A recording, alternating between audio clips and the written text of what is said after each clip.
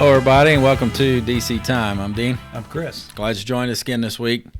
Chris and I is having a good conversation, as always here, and getting together once a week. Love doing it, and we so thankful again that you guys are all here with us. It's a lot of distractions.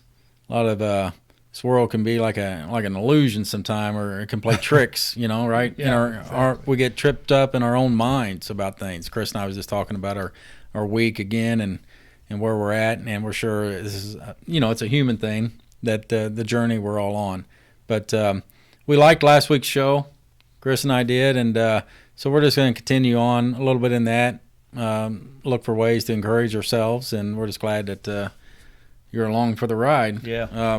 So a couple verses I was looking at that encouraged me. It says, I am God's creation, and you are too. You are God's creation, whoever you are out there. You're his workmanship. Okay, whoever you are. He's the potter, I am the clay. So we can be confident of this very thing. He that has begun a good work in you will perform it until the day of Jesus Christ. That's Philippians 1:6. Mm-hmm. And that's verse. Yeah. So those things are encouraging me for myself, and then even the way I view others or view other things in this world, knowing that this is really true, that you are God's workmanship. He knows where he's got you and why he's got you right there. And Chris and I have been talking about some of those things, how we can appreciate that, and we can learn from each other and learn from you. So... And who would we exclude from that workmanship? Yeah, I'm trying to think. You're right. I mean, who would you exclude from that? We're all his workmanship. And so and those kind of thoughts, then who would we exclude, or who could we not learn from? Mm-hmm. Exactly. That's a beautiful way to put it. Right? Who could we not learn? Where do we find truth? We hit on some of those themes, right? And where do we find it? And could we find truth in unexpected places? Yeah. You and I think we do, and we Absolutely. Can, and absolutely. We see it in music all the time. Yes, all the time. I mean, pure truth. All the time. By people you wouldn't expect it from. Right. And that's a great thing. There's scripture that says if we didn't declare who God was, the rocks would cry out. Mm-hmm. In the book, The Spirit of the Word by A.P. Adams, I shared with Dean this quote that just stuck out to me as just beautiful. And they were talking about where Jesus turned the water to wine. And A.P. Adams refers to the poet Tennyson. And Tennyson says, the conscious water knew its Lord and blushed. And I was like, oh my gosh, how does somebody take 7 words and make that just, become a beautiful realization? The conscious water. Who thinks of water as conscious? I know. It's just beautiful. Right. And that's what we're talking about. We're talking about spirit. Yeah. That's what we're talking about. And I was telling Dean off camera earlier, I mean, I've been here since 9. It's 11:11 right now. We just turned on the camera. Yeah. And we've been going back and forth about things. And I told him that I do not know what it is, but the entire week I've had anxiousness, apprehension.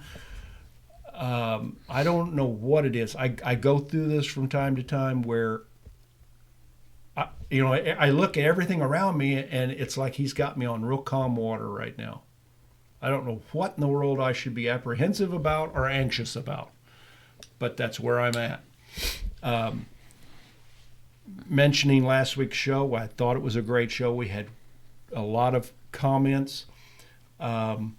In me looking for why I might be having some of these anxiousness, I can only confess to you guys that sometimes when we get questions, I'm triggered inside of myself that, oh my gosh, they think I know something. and I'm still learning, and it's difficult in my head to think someone would ask me something and then I'm supposed to come right back with an answer. With some people, I shared how years ago I was in error, meaning my religious background, and I wouldn't trade that for anything because God had me there. That was intentional. My parents had me there because they loved me and they thought that was the best place for me. And I think now to myself, they were right. It was the best place for me because now I know truth, and it is so beautifully contrasted with what I saw that man thinks truth is. And if that's true, if I really believe that, then he could have me in error again from time to time. And do I need to fear that? Oh, and yeah. And you and I say we're all in the no time fear, with God, there's no fear. No fear zone here. The no fear zone. It's just interesting to talk about, right? It is interesting to talk about because, when you guys ask questions, there are things that I have to consider before I speak. And who am I to think I could answer a question, but I can share with you where I'm at today. And these scriptures are the basis for why maybe I think this way or why I'm here now. And because of what I believe about my past, I know that I'll be different than I am today in a few years about certain things. I just know that. To me, it's being adjustable to God. And so God's bringing me along. And we're always talking about this timeline, and God has us on this timeline, and we're all in different places. Coming up here, I don't know how many Sundays I've been driving your place, but I go by a large Catholic church. Yeah. And the progression of my own convictions driving past all of those people and how it's progressed in recognizing that I was one of those people and they don't deserve my contempt or my silly it sounds right. I don't know what I mean. It's embarrassing almost to admit. I know what you're talking about. How I looked down my nose at them, and I was in the very same place, just doing the best I could, thinking that I was under truth. There was truth there. We say that. We say that all the time. Our Christian brothers and sisters share truth all the time. Yeah, what kind of brought that up here? Where do you find truth? There's a lot. There's truth out there in song. Everywhere. And, all kinds of stuff. It's literally everywhere. What's the song that our friend Clyde shared with us? The anthem. I think. The anthem. Cohen. Yeah, Leonard Cohen. Yeah. Yeah, and he's a Jewish man, right? I think so. Yes. And there's a line in there that everything is cracked. Mm-hmm. That's how the light gets in. Mm-hmm. It's great. That's a great line. Right. Just like the line I shared about the wine blushing, right? The water blushing. You were talking about the peace thing and trying to find peace in this world. And it made me think of Romans 12:18. If possible, that which comes out from yourselves, being at peace with all mankind. Mm-hmm. Wouldn't that be? Mm-hmm. That's big, and that's a spirit thing. It is totally a spirit thing. I'm so glad you said that. Because it's totally a spirit thing. That's a spirit thing. And I think Paul was driving hard at those things there in the end. Absolutely. With his things that he asks and leads and encourages all to do. Yeah. You can see that spirit in Paul, and his love and affection and passion for everyone around him. Yeah. Is how I see that now, for sure. And we mentioned some of this last week, I believe. Focus your attention on things above and these things of the Spirit. Right. And it will help, even though it's in moments, right? Because you're going to go back to your 24/7 stress that you was talking about. Yeah. Anxiety you're under. Yeah, whatever. You're under that. You don't just snap out, you know. Exactly. You don't snap your fingers.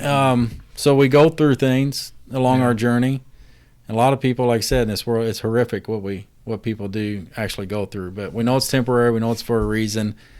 We just want to encourage you, focus on the things above. Well, you mentioned bring a little peace. The distraction. I get caught up in the deception that Satan performs. Right. Distraction is such a huge part of his work too, and he's really good at it. I mean, he has really got things down. And this distraction that we have even within ourselves, brothers and sisters, right? How we look at one another and how we respond back and forth when we are exchanging our understanding and our realizations and where we are, and how very easily it can go off the rails when we're trying to answer a loved one's question. Right. And we can, not intending to, but we can hurt one another with, that becomes the distraction. Then suddenly we're off point. And we're in this, we're certainly not being at peace with one another. We're in this area where so often the vanity that you mentioned, we want to be right. And we take ownership of our positions. And that's part of that. In your and my experience, we want to be adjustable. So when someone comes at us and says, oh gosh, I'm not sure that's correct, boy, the spirit with which we do that with one another is so paramount to the success that we might have one way or another about talking about some of these things. We can shut each other down. We can cause defenses to go up. The way in which we do those things, I try to be incredibly mindful of that. I don't desire to shut somebody down because they think differently than me. Right. But my goodness, I just told you that it took me a long time to realize he had me in error, and that was very purposeful. As God, keeps unfolding and laying out this truth for us as he's doing that. So we're all in different places, to your point too, where everybody's in different places. We can meet each other where we're at, learn from each other. I truly believe now. I did look at that differently, I think, before. Like I said, I got a little truth and thought, well, now I got the truth and I can tell everybody how they don't have it or something. Yeah. And it's so ridiculous. I feel like we just barely, and I used to say this, just barely scratching the surface on the beauty and the magnitude of what we're going to see, what we're going to become, how much we're going to keep being adjusted, how much we're going to keep learning, I think. Yeah. So, I can welcome things to where, well, like we said, what are we wrong about now? Well, of course, there's so much we just don't know, or I don't know. Right.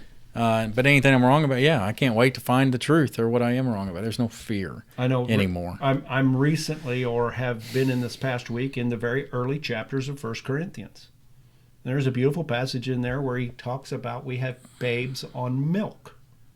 And then at some point later you progress to more difficult things, or, that suggests a progression. Yeah. And being adjustable so that occurs in your life. Well, it's funny too. Just give me a thought. I totally agree. Being adjustable, and we should encourage ourselves to do that. And it's funny though, when push comes to shove, how we're not. Oh my gosh, yeah. Isn't that the truth? We're not adjustable, but God has a way of adjusting us. That's the beauty. That's what we're talking about. It's a spirit thing. Those big adjustments, they come from God. We can't trick our way into learning and doing all those things. You just can't do it. No, that's a good point. It is funny how I like that you said. None of us out here it's funny. Have it all. We don't have it all. I'm thinking about right now in my life, I have babies. I have grandbabies, and I'm watching grandbabies all the time. And right now, my world is about 3-hour feedings when I'm watching them, and I'm giving them milk. They can't have a steak. They can't have mashed potatoes. They got to have milk. That's what they start out. That's the foundation, and that's the way that it is, and that's cool. Mm-hmm. And to understand that and to know that and know that all of us. So let's be mindful of that with one another. Yeah. When we're talking about these things, just what he's saying, that we're all being met where we're at. Mm-hmm. So, for sure. I hope that helps someone out there. I'm sure that certainly people will be able to appreciate what we were talking about there. And we are his workmanship, and he is faithful to complete his good work. And he's doing everything in accord with the counsel of his will. Can we do better than that? I don't think so. No. So. Yep. So, yeah, thanks for joining us. As always, we'll be back again next. We're going to plan to be back next week. Love you all. Love the comments. Have a great week. Bye.